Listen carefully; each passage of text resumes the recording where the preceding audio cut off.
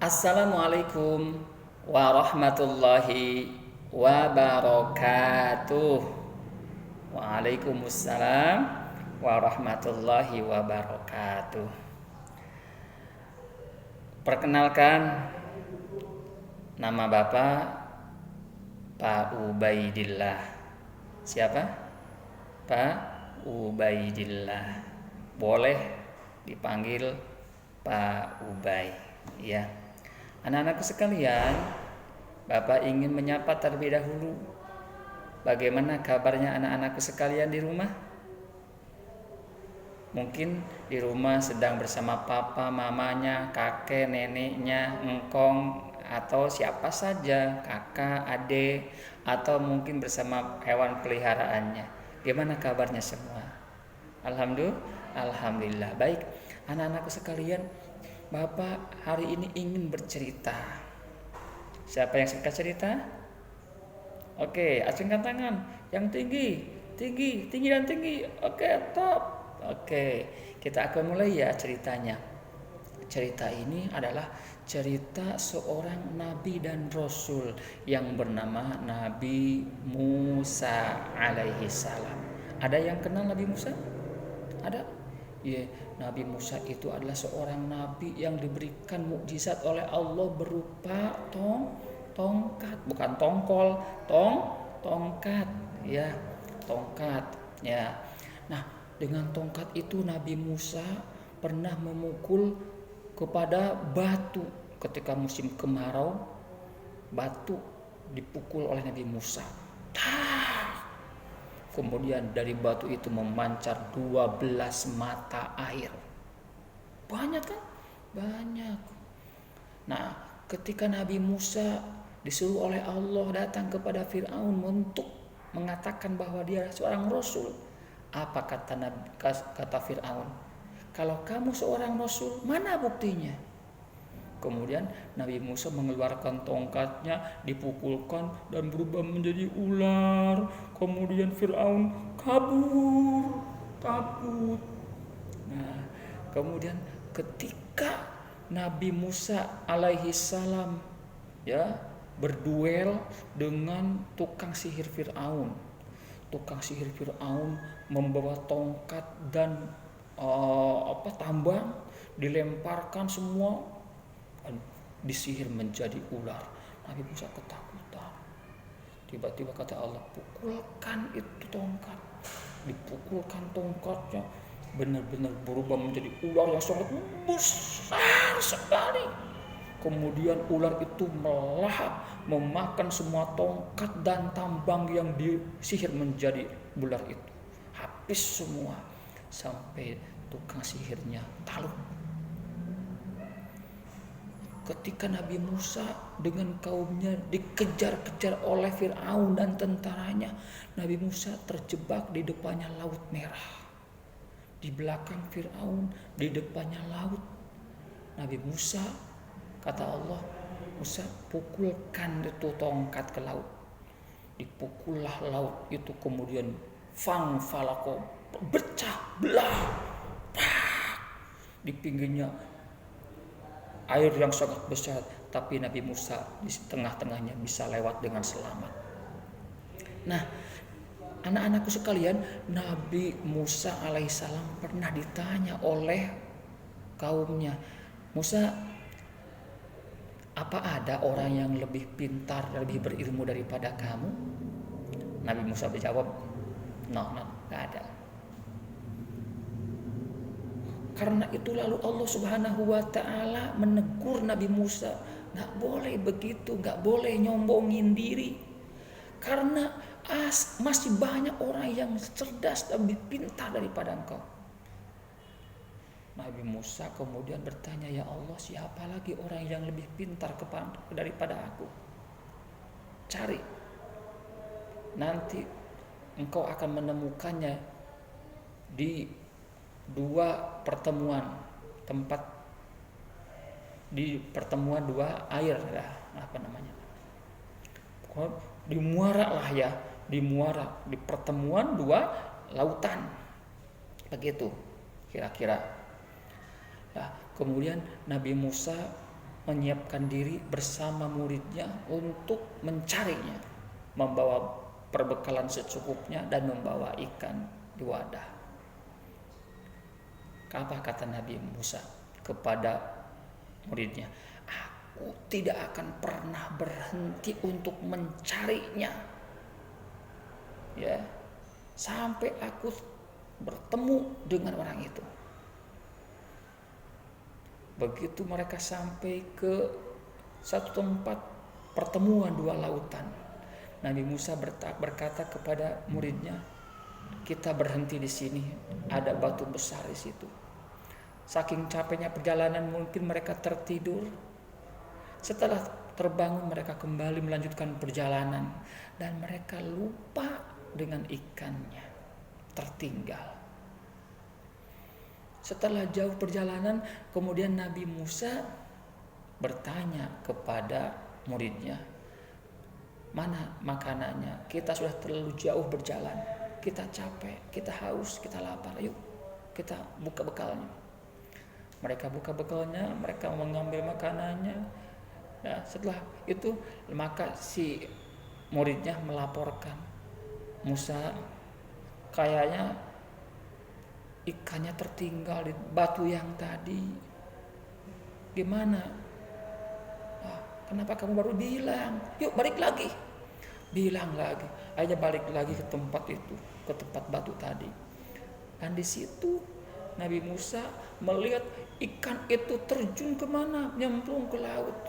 Kemudian dia terus jalan cepat. Nabi Musa bersama temannya terus mengikuti kemana ikan itu. Sampai ke tempat, di situ ada seseorang yang dimaksud itu, yaitu Nabi Khidir alaihi salam. Anak-anakku sekalian, ya, ketika sampai mengucapkan salam, maka Nabi Musa pun berkata kepada Khidir, bolehkah aku ikut bersamamu supaya engkau mengajari aku dengan ilmu-ilmu yang belum aku ketahui? Apakah jawaban Nabi Khidir? Kamu tidak akan mampu bersabar bersamaku. Bagaimana mungkin kamu bisa bersabar denganku, padahal engkau tidak memiliki ilmu yang seperti diberikan kepada aku? Kata Nabi Musa, insya Allah aku akan bersabar. Aku tidak akan pernah menolak semua perintah. Oke, kalau begitu kita sepakat. Kalau kamu mau ikut bersamaku, ada syaratnya. Jangan pernah kamu bertanya kepadaku sesuatu apapun yang aku lakukan sebelum aku sendiri nanti akan ngasih tahu kepadamu, ya. Baik. Sepakat, akhirnya berangkatlah keduanya. Dan di situ harus melewati lautan. Anak-anak yang tahu nggak kalau melewati lautan pakai apa? Pakai apa? Ayo, pakai beca. Mungkin nggak bisa. Pakai sepeda lah, nggak bisa. Pakai odong-odong nggak bisa. Harus pakai apa? Pakai bis? Nggak bisa. Pakai pesawat belum ada. Yang ada perahu. Nah, akhirnya mereka mencari perahu, dan ada perahu yang masih bagus sekali milik seorang nelayan. Disewalah itu. Kemudian dia melewati lautan, ya. Setelah sampai ke tujuan, kemudian Nabi Khidir alaihissalam bukannya berterima kasih kepada nelayan itu, malah perahunya diapain? Dirusakin, sedikit-sedikit dirusakin, dibolongin, begitu. Melihat kejadian itu, maka Nabi Musa langsung beraksi. Engkau sudah berlaku tidak baik. Kenapa engkau merusakin perahu punya nelayan yang sudah baik kepada kita? Malah dirusakin, bukan berterima kasih. Ya. Apa kata Nabi Khidir? Kan aku tadi sudah bilang, pasti kamu tidak akan bisa bersabar kepadaku. Maaf, aku lupa. Oke, kalau gitu, udah jangan bertanya, pokoknya diam aja. Ya, baik. Berjalanlah keduanya kembali. Jauh perjalanan. Nah, kelihatan ada dua anak yang sedang bermain. Dua anak laki-laki sedang bermain. Ketika itu tiba-tiba Nabi Khidir alaihissalam mengambil batu besar, lalu dipukul si anak itu dengan batu kepalanya. Dah! Kemudian apa? Pingsan, dan hati itu meninggal. Nah, meninggallah si anak itu. Ya udah, langsung Nabi Musa itu langsung bertanya, engkau sudah keterlaluan sekarang. Kenapa kau bunuh dua anak yang gak berdosa itu? Apa kata Nabi Khidir? Aku kan tadi sudah bilang, pasti kamu gak akan bisa bersabar kan denganku kan? Ya sorry, aku maafin ya, lupa aku. Gini aja deh, aku janji kalau aku masih bertanya juga kepadamu, ya sudah, kita berpisah. Oke, sepakat.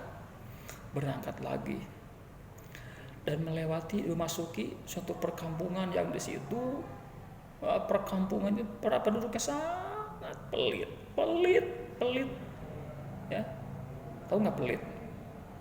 Nggak suka ngasih makan. Kalau punya makanan makan sendiri. Ada jasa nangis. Siapa? Ayo, siapa nih yang suka pelit? Ada nggak yang pelit? Ada nggak yang pelit hari ini? Mana yang pelit? Pelit, nggak boleh pelit ya. Nih, anak pelit itu nggak akan punya teman, kecuali orang-orang pelit juga nggak mau berteman bahkan, ya, anak-anakku sekalian. Nah, Nabi Khidir alaihissalam kemudian lewat dan melihat ada bangunan rumah yang akan hancur, akan runtuh.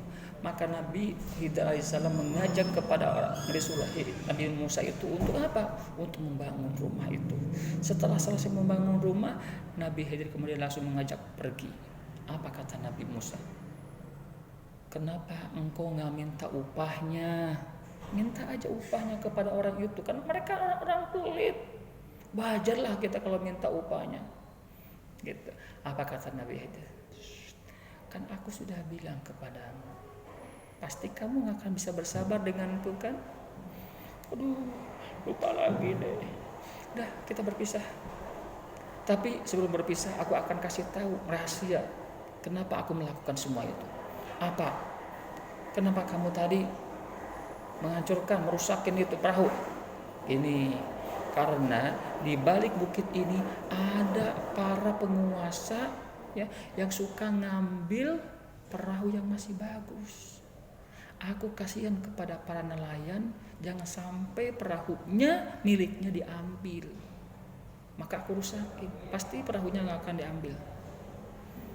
Terus kamu kenapa tadi membunuh dua anak? Karena di dalam ilmu yang Allah berikan kepadaku, nanti anak ini setelah dewasanya akan menjadi orang yang tidak baik. Kasihan nanti orang tuanya yang beriman itu akan durhaka kepada orang tuanya.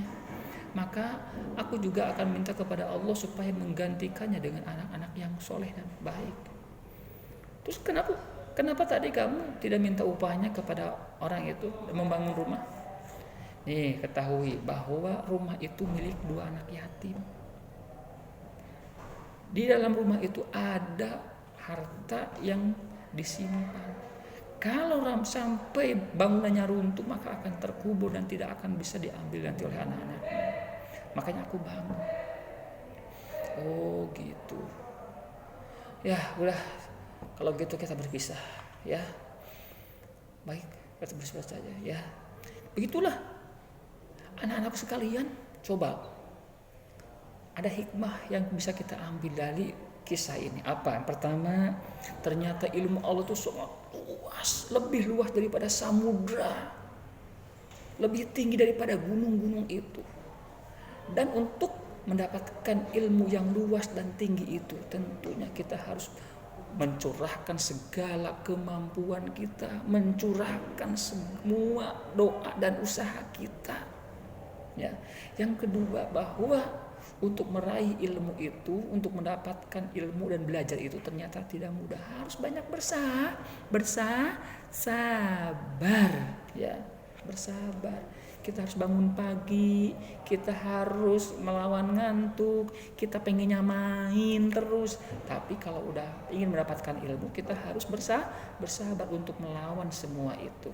Ayo anak-anak sekalian, kita akan bersungguh-sungguh, kita akan bersabar supaya kita bisa mendapatkan ilmu yang banyak. Dengan ilmu hidup kita akan mudah, ya. Ingin bahagia dunia dengan ilmu, ingin bahagia akhirat dengan ilmu, bahagia dunia akhirat dengan ilmu, ya. Mari sama-sama kita berdoa kepada Allah Subhanahu wa taala, Rabbi zidni ilma. Ya Allah, tambahkan aku ilmu. Warzuqni fahma, tambahkan pemahaman kepadaku ya Allah. Subhana rabbika rabbil izzati amma yasifun. Subhanakallahumma bihamdik, asyhadu an la ilaha illa anta, astaghfiruka wa atubu ilaik. Assalamualaikum warahmatullahi wabarakatuh.